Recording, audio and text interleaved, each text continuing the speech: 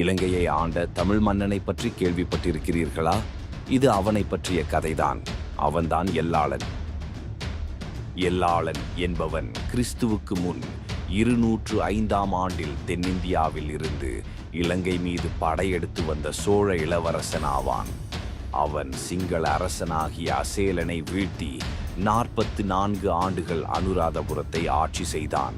எல்லாளன் இலங்கை அல்லாத ஒரு நாட்டிலிருந்து வந்த ஒரு அரசனாக இருந்தாலும் அவனுடைய அறிவாற்றலும் நடுநிலையான நீதியும் சகல மக்களிடமிருந்தும் நன்மதிப்பை பெற காரணமாயிற்று. அவனுடைய நடுநிலையான நீதிக்கு உதாரணமாக ஒரு கதையும் உண்டு. அவனுடைய ஆட்சி காலத்தில் அவனுடைய அரசவைக்கு வெளியே உள்ள கோபுரத்தில் மணி ஒன்றை வைத்து யாருக்கெல்லாம் நீதி வேண்டுமோ அவர்கள் அம்மணியை ஒலிக்கலாம் என்று அறிவித்தான். ஒரு நாள் ஒரு பஸ்ஸு அரசனுடைய தேர் தன் கன்றை கொன்றுவிட்டது என்று அந்த மணியை ஒலித்ததுக்காக தன் மகனுக்கே மரண தண்டனை அளித்து தீர்ப்பளித்தான். அதே சமயம் ருகுணு ராஜ்யத்தின் சிங்கள இளவரசனாகிய துஷ்டகைமுனு என்பவன் வளர்ந்து வரும்போது எல்லாளன் பற்றிய கதைகளை கேட்டு வளர்கிறான்.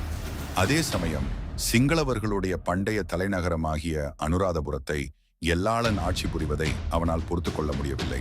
துஷ்டகைமுனு அனுராதபுரத்தை கைப்பற்றி இலங்கையை சிங்கள ஆட்சிக்கு கீழ் கொண்டு வர ஆசைப்பட்டான். ஆனால் அவன் தந்தை கவன்திஸ் யுத்தத்தை தவிர்த்தான். கவன்திஸ் இறந்த பிறகு துஷ்டகைமுனு படைகளை திரட்டினான். துஷ்டகைமுனு ஒன்றன் பின் ஒன்றாக எல்லாளனின் ஆட்சியின் கீழ் இருந்த தீகவாபி, மகாகம மற்றும் விஜிதபுர ஆகிய சிற்றரசுகளை கைப்பற்றினான். அவன் போருக்கு யானைகள், ரதங்கள் மற்றும் வில்லாளர்களை பயன்படுத்தினான். அவன் பிறந்த அன்றே பிறந்த கண்டுல எனும் யானையைத்தான் அவன் போருக்கு போகும்போது பயன்படுத்தினான். சிங்கம் போல் கர்ஜனையோடு துஷ்டகைமுனு முன்னோக்கி படையெடுத்து வருவதை எல்லாளன் பார்த்து கொண்டிருந்தான். என்னுடன் தனித்து போரிடவா எல்லாளா?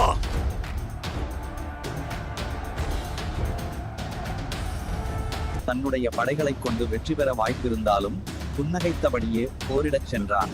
இதோ வருகிறேன் துஷ்டகைமுனு. நடந்த தனி போரில் எல்லாளன் வீழ்த்தப்பட்டான். இப்போர் வரலாற்றில் மிக மரியாதைக்குரிய போராக கருதப்படுகிறது. கொடூரமாக நடந்த யுத்தத்திற்காக அல்ல, மாறாக 2 மன்னர்கள் கண்ணியத்துடன் சண்டையிட்டதுக்காக. இறந்த எல்லாளனின் உடலை துஷ்டகைமுனு தன் 2 கரங்களால் தாங்கியவாறு மரியாதையுடன் தூக்கிச் சென்றான். அது மட்டுமல்லாது எல்லாளனுக்கு தூபி ஒன்றை அமைத்து யாரெல்லாம் இவ்வழியாக செல்கிறார்களோ அவர்களெல்லாம் எல்லாளனின் தூபிக்கு மரியாதை செலுத்த வேண்டும் என்று ஆணையிட்டான். இச்செயல் எதிரிக்கான மரியாதை மட்டுமல்லாமல் ஆழ்ந்த புத்த சிந்தனைகளின் வெளிப்பாடாகும்.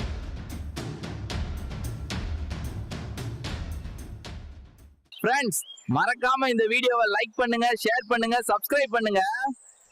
அடுத்து எதை பத்தி பேசலாம்னு கமெண்ட் பண்ணுங்க.